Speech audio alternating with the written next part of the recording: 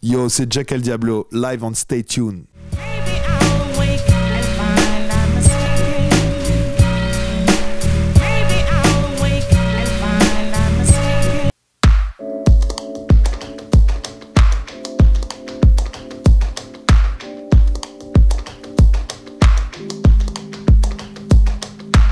Bonjour à tous, j'espère que vous allez bien. Vous êtes sur Stay Tuned, bien évidemment. Nouveau numéro, nouvelle émission avec un nouvel invité, Monsieur Jack El Diablo. Comment vas-tu? Est-ce que je l'ai bien prononcé? Bah écoute, pour l'instant, oui, c'est nickel. Écoute, parfaitement. Moi, ça va pas trop mal. Et toi? Écoute, je vais très très bien. Parfait. Voilà. Donc, graffeur. Graffeur, ouais, effectivement. Ouais. Illustrateur. Illustrateur. DJ. DJ, effectivement, de temps en temps, ouais. Ouais. Et puis toujours en souterrain pour des événements. Alors, en souterrain, justement, plutôt en surface. Oui, je suis également voilà, organisateur de différents événements à Strasbourg. Oui, parce que tu viens de Strasbourg. Alors, moi, je suis né ici. Ouais, tout à fait.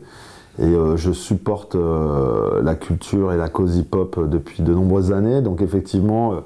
au niveau des événements, bah, ça fait une dizaine d'années que je fais des soirées, les soirées Vicious, durant lesquelles j'invite pas mal d'invités, des artistes locaux, des DJ locaux, mais aussi des artistes internationaux. Ouais. On peut en citer quelques-uns. J'ai invité Jimmy J, j'ai invité Cooking Soul, DJ RH est venu, Swift est venu, là récemment il y a eu Pone. On a eu effectivement la visite aussi de Zoxy, Bustaflex et Lordco il y a pas longtemps. Qu'on avait déjà reçu aussi sur Stay Tuned. Voilà, donc la famille. C'est ça. Et voilà, et donc du coup, ces soirées durent depuis pas mal de temps et on continue à les organiser. Et parallèlement à ça, l'organisation de la block party et puis voilà, le travail de collaboration avec tous les acteurs culturels de la ville de Strasbourg. Voilà. Alors pourquoi Jack El Diablo? Pourquoi Jack El Diablo? Parce que comme tout bon graffeur, on ne va pas graffer avec son nom ça peut officiel. Le faire, hein. Ça peut le faire. Ouais, si tu veux te faire serrer par les flics, j'avais oublié ça. Bah voilà, c'est ça. Et donc effectivement, il faut se trouver un pseudo. Et puis effectivement, c'est aussi bien d'avoir une sorte de marque de fabrique comme ça. Donc Jack El Diablo, Jack à la base parce que voilà, c'était simplement au niveau des lettres. L'association des lettres, j'aimais bien. Puis El Diablo, c'est venu un petit peu après parce que El Diablo, il faut être un petit peu malin dans son art. Il y a plein de références à plein de choses. C'est le diable se cache dans les détails. Ça peut être aussi un nom de super vilain. Enfin, tu vois, en référence à Marvel, etc. Enfin, il y a tout ce que ça peut évoquer en fait. Et puis effectivement, le diable aussi, c'est un ange déchu. Donc le côté rebelle de l'ange, moi j'aime bien ça. Alors, le virus du graphe, du dessin, ça a commencé comment? Ça a commencé petit. Moi j'ai toujours dessiné, j'ai toujours eu cet attrait pour le dessin. Je pense que ce qui m'a vraiment donné envie de dessiner, c'est tout ce qui est effectivement la BD, avec Marvel par exemple.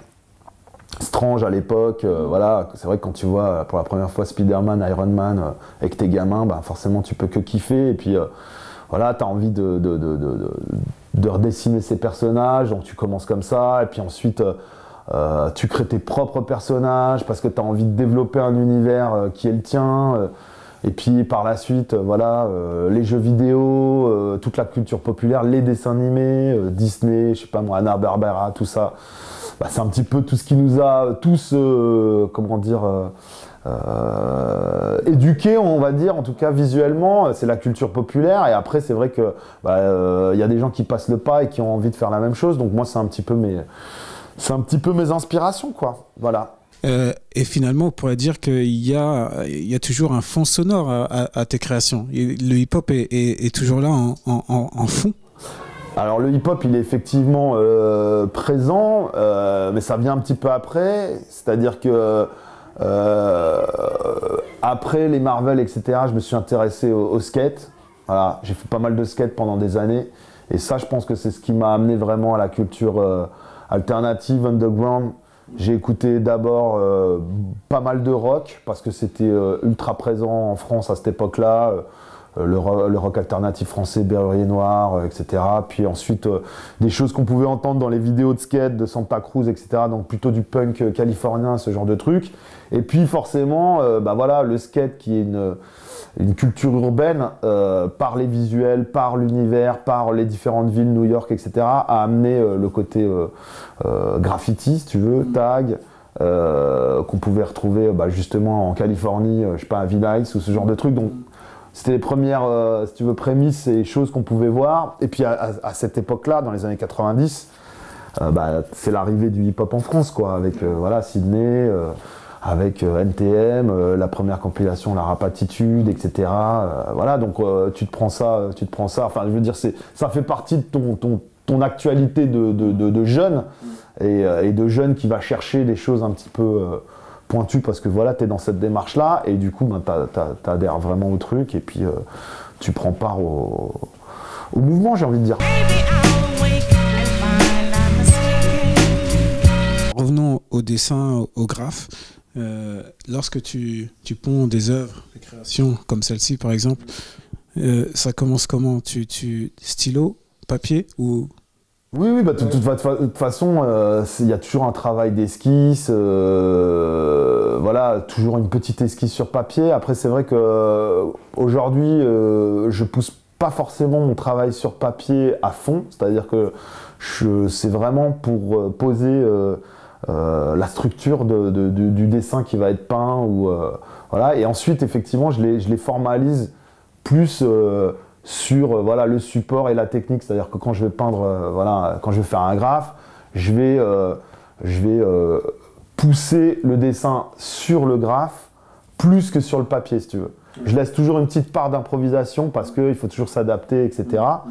Et c'est un peu pareil en infographie, etc. quand je bosse sur Illustrator, etc. En fait, alors moi, je me promenais dans les rues de Strasbourg et ce qui m'interpelle en fait dans tes créations, c'est qu'il y a beaucoup d'animaux. Il y a des chiens, il y a des chats. Ouais. Et c'est une inspiration, c'est voulu, c'est... Ouais, forcément, c'est voulu. Alors après, je pense que c'est lié à plein de choses. C'est-à-dire que, bon, d'une part, pendant des années, j'ai été très b-boy parce qu'effectivement... dans la culture graffiti, voilà, il y avait pas mal de b-boy, etc.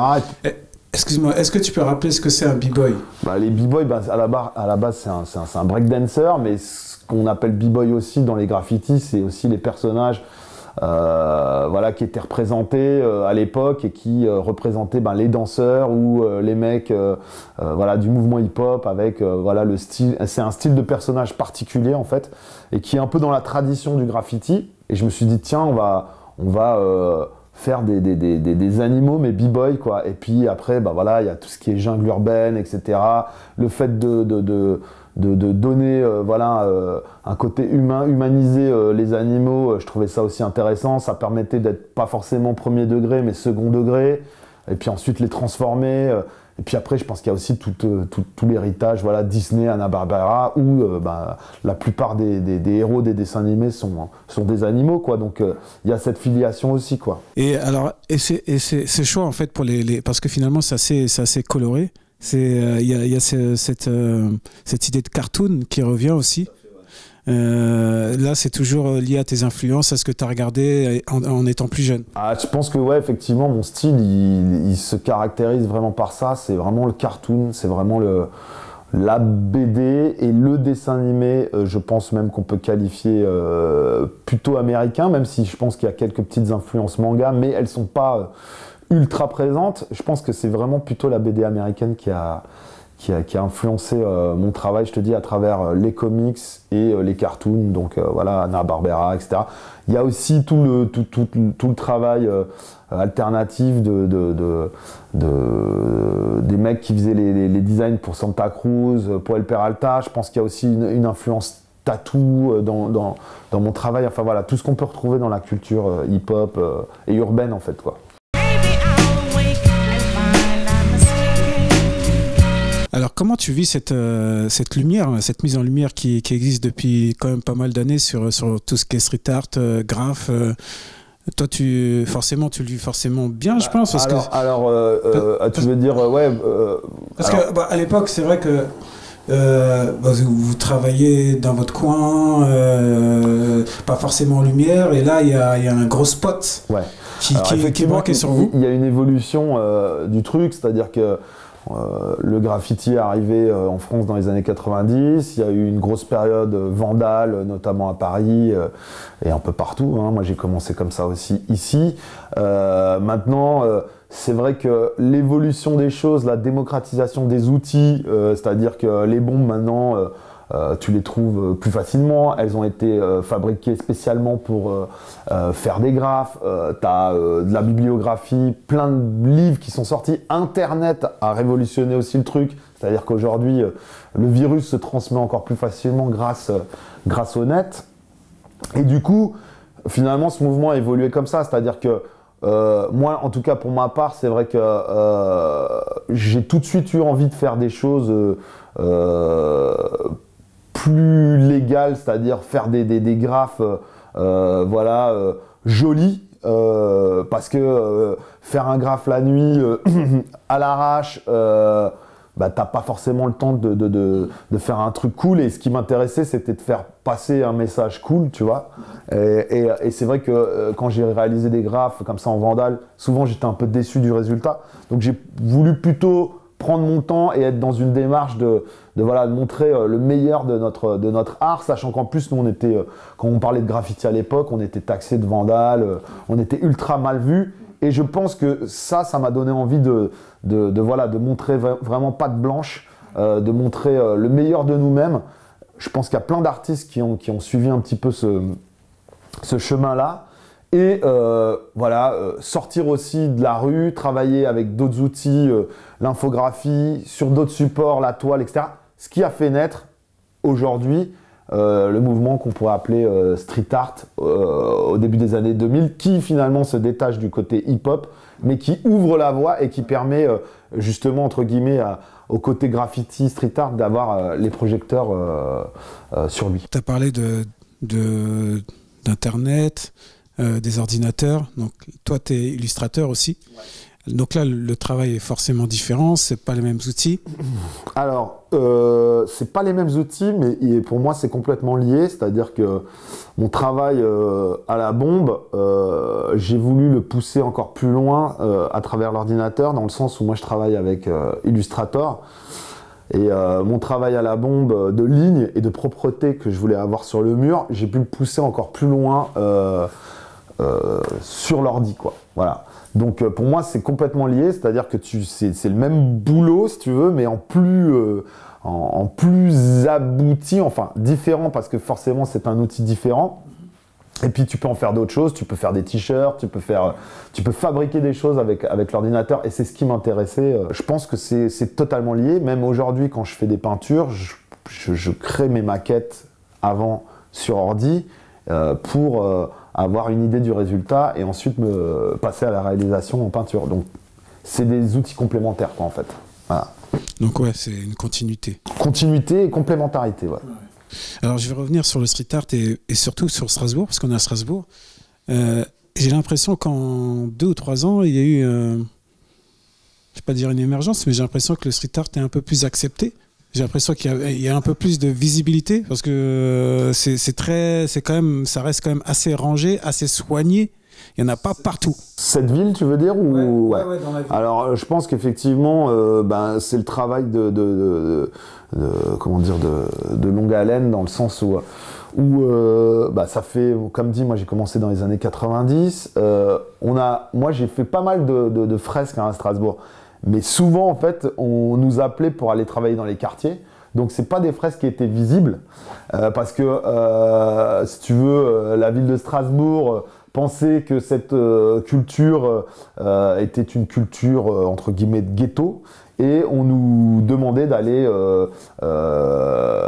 enseigner dans les quartiers. Alors, c'est vrai qu'il y a un côté social et intéressant à justement montrer à des jeunes qui n'ont pas forcément accès au dessin, etc., à aller vers ça. Mais c'est vrai qu'on était vachement cantonné à ce type de public. Donc du coup, ça renforçait l'idée voilà, de ghettoisation de notre truc, tu vois.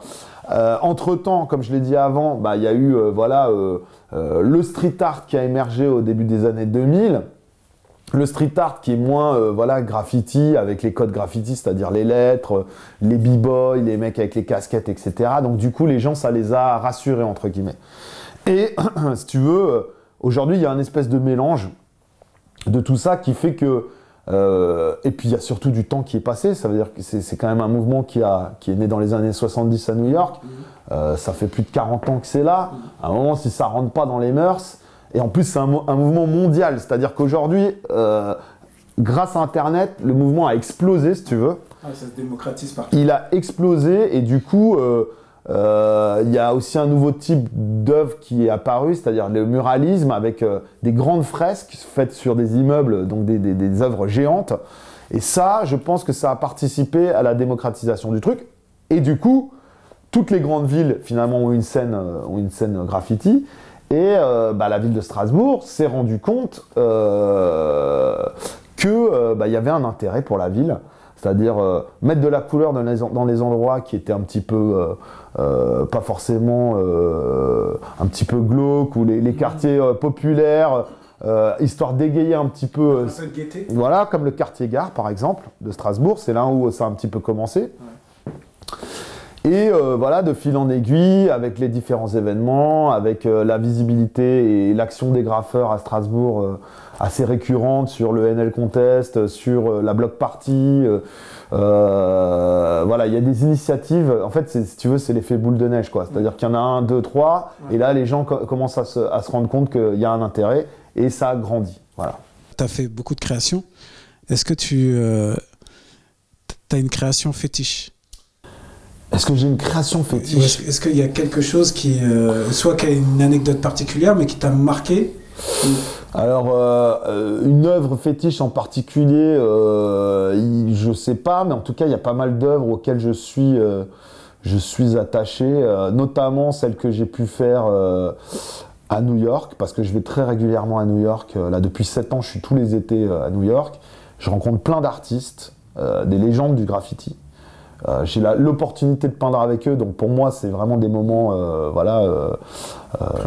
privilégiés, des moments forts, voilà, où justement je reviens un petit peu aux sources de ma culture et je suis là pour créer pour moi et vraiment pour sans aucune contrainte et vraiment dans l'esprit du graffiti initial, on va dire. Peindre avec des légendes du graffiti, bah c'est un honneur. J'ai peint avec T-Kid, j'ai peint avec 16 dans le Bronx, j'ai peint avec Greg Lamarche, SP1 cet été. J'ai fait une superbe fresque. C'est des gens qui ont inventé le mouvement, c'est des légendes du graffiti new-yorkais. J'ai fait une fresque sur le thème de Wu-Tang cet été. Je l'ai vu sur Instagram. Voilà, celle-là, par exemple, ça c'est une fresque qui me tient à cœur. Belle création. Merci beaucoup. J'ai fait une autre fresque qui me tient aussi à cœur, qui est une fresque sur les low life. Je sais pas si tu connais ce mouvement. Les low life, en fait, c'est si tu veux, à la base, c'est des mecs qui collectionnent du Ralph Lauren et qui sont des gangs, en fait. Voilà, et t'as plein de mecs qui sont affiliés Low Life, t'as Rayquan, t'as Thirsty t'as plein de gars en fait finalement Ralph Lauren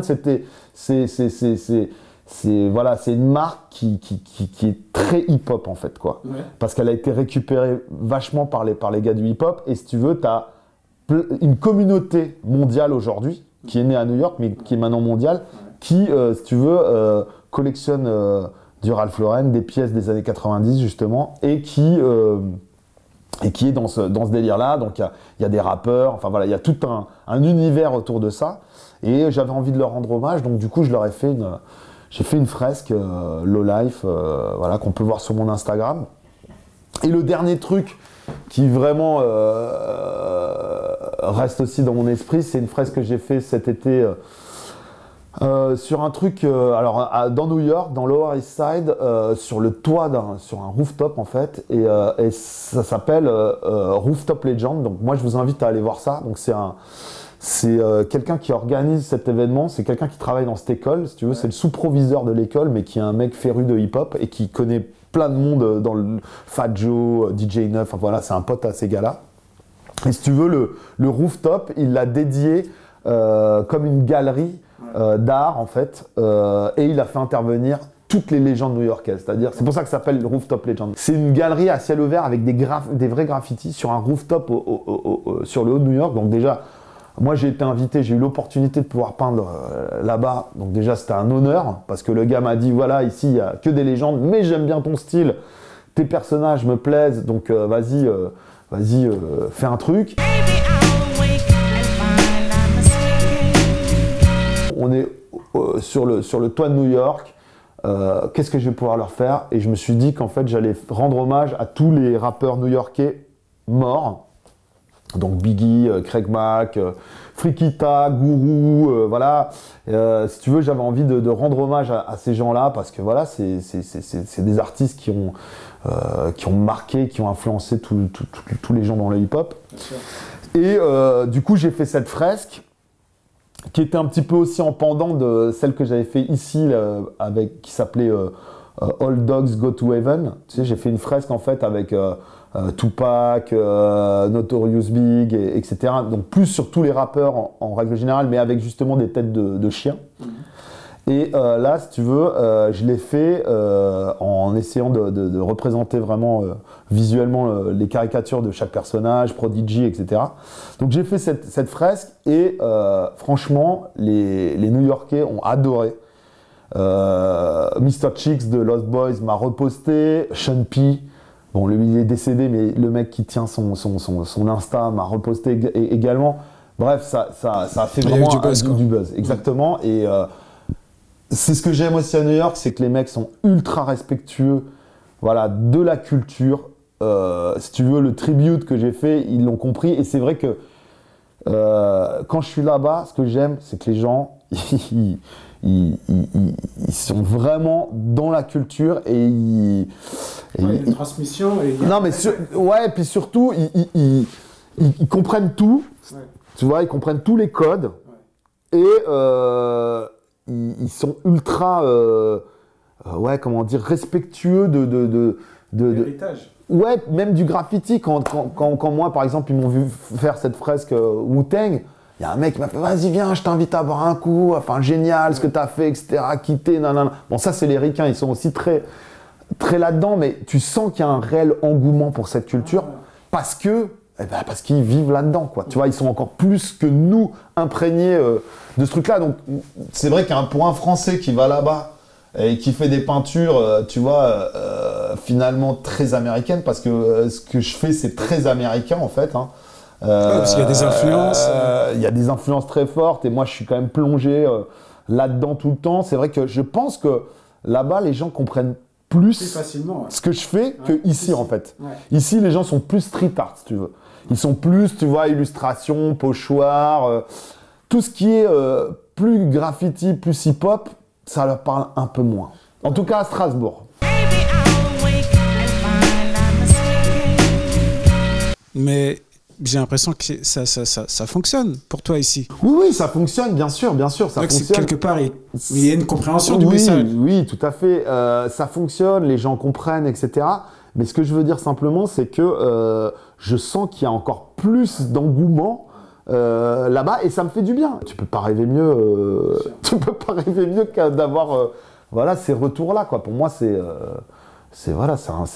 un réel plaisir, quoi. Alors, on a parlé de Prodigy, on a parlé de Wu-Tang, on a parlé de Wake One, on a parlé de plein de monde. Finalement, tu es aussi au platine. Alors ouais, je suis au platine aussi, effectivement. Donc t'es un homme à tout faire. Polyvalence. Écoute, en même temps, la musique, forcément, c'est ce qui m'a un petit peu... Enfin, tu vois, c'est une composante importante de la culture hip-hop. Donc forcément, t'aimes la zik, etc. Et puis c'est vrai que moi, gamin, voir les mecs avec les platines et tout, ça m'a toujours intrigué de comprendre ce qu'ils faisaient vraiment, comment ils mixaient, etc. Donc très jeune... Avec mon frère, on s'est acheté des platines, on a commencé à acheter des vinyles, on en a ramené d'ailleurs pas mal en 98 de New York, et puis on a commencé à scratchouiller, voilà. Donc là, c'était plus à la maison, voilà, on scratchouille, on teste nos trucs, etc.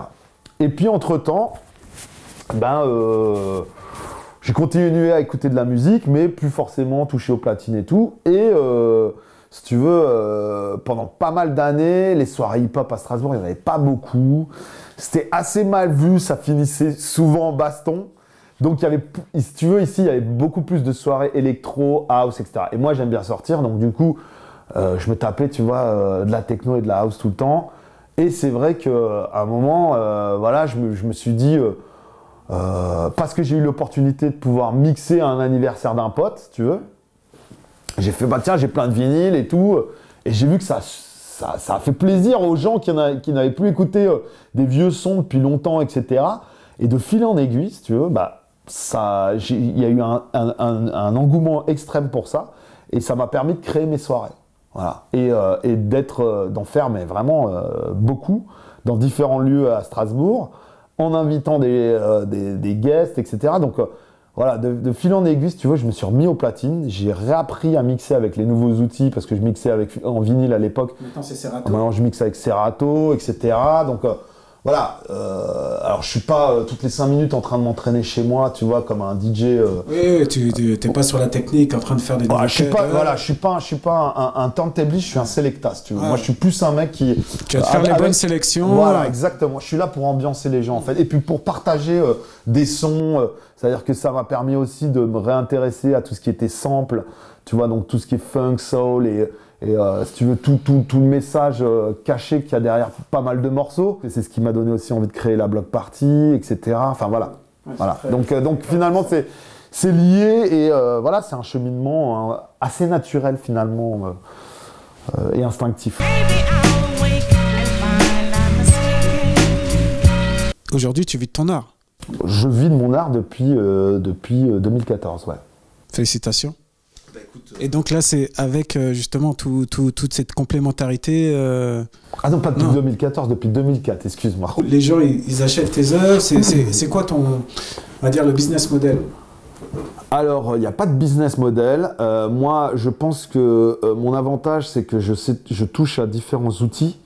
Je peux autant créer un logo pour une entreprise que faire une illustration pour une campagne de communication, que faire des vêtements, parce que j'ai ma ligne de vêtements aussi qui s'appelle Vicious. J'ai créé toute la collection 2019 pour Starter France.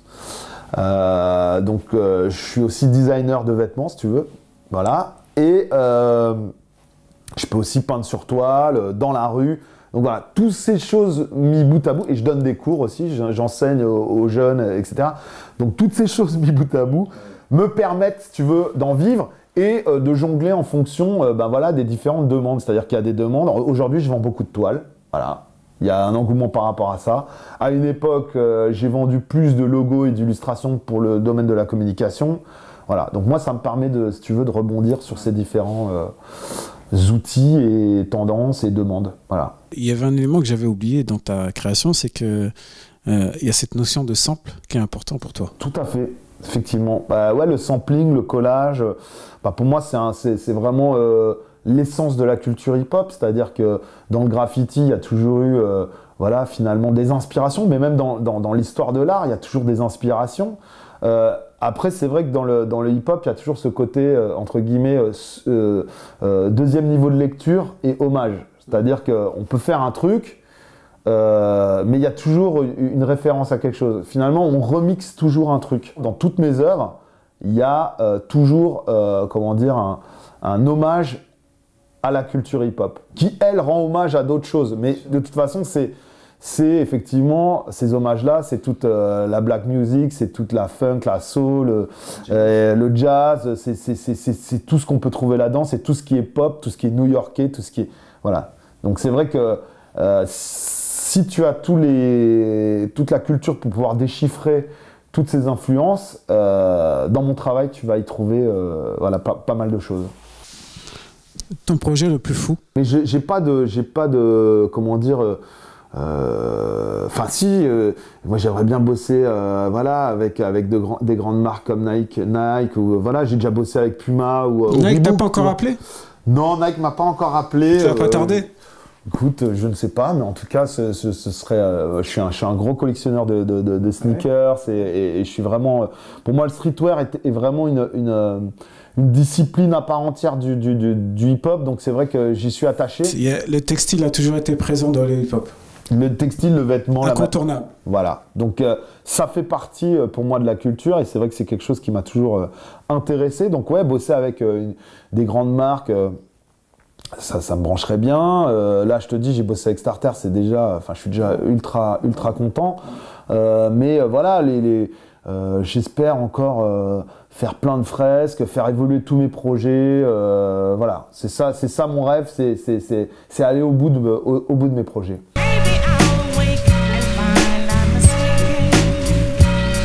Alors, je vais te donner une série de mots et instinctivement, tu me donneras ton ressenti en quelques mots, en quelques phrases. Ouais. Si je te dis collaboration.